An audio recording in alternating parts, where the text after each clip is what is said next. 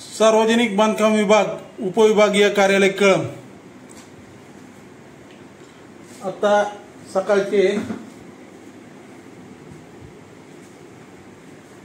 12 वाजलेले आहेत। 11:50 सदरील कार्यालयात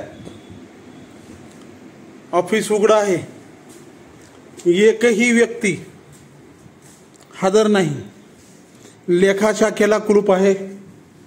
सन्माननीय उप अभियंता यांच्या दाराला कुलूप आहे।